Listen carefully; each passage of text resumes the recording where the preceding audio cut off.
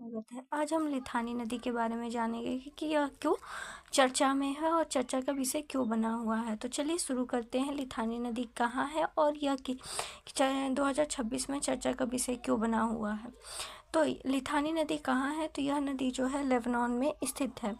यह नदी कहाँ स्थित है, तो लेबनान में स्थित है। यह पूरी तरह लेबनान के अंदर बहने वाली सबसे बड़ी नदी है।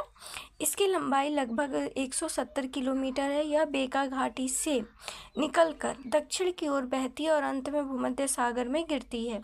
यह नदी क्यों महत्वपूर्ण है, तो पानी का मुख्य स्रोत है। लेबनान में पीने और खेती के लिए यह बहुत ही महत्वपूर्ण नदी है। बिजली उत्पादन के लिए इस पर बने बांध जैसे क्यूरोन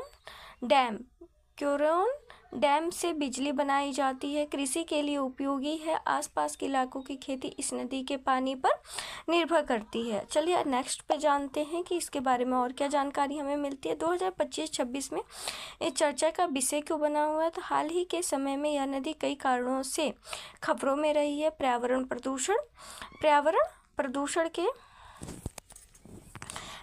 प्रदूषण के कारण नदी का पानी बहुत ज़्यादा प्रदूषित हो गया है। फैक्ट्रियों का कचरा और गंदा पानी इसमें छोड़ा जा रहा है। इससे लोगों की सेहत और खेती दोनों प्रभावित हो रहे हैं।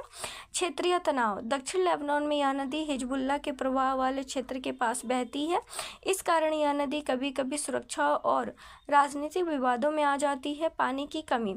जलवायु परिवर्तन और कम बारिश के कारण नदी का जलस्तर घट रहा है। इससे लेबनान में पानी का संकट बढ़ रहा है। आसान शब्दों में समझे तो लिथानी नदी लेबनान की सबसे बड़ी और महत्वपूर्ण नदी है। उपयोग पानी, खेती और बिजली। समस्या प्रदूषण और पानी की कमी और राजनीतिक तनाव है। अगर चैनल अच्छा लगे तो अंकिता जी के जीएस को लाइक, शेयर और सब्सक्राइब जरूर करें। Thank you. धन्यवाद।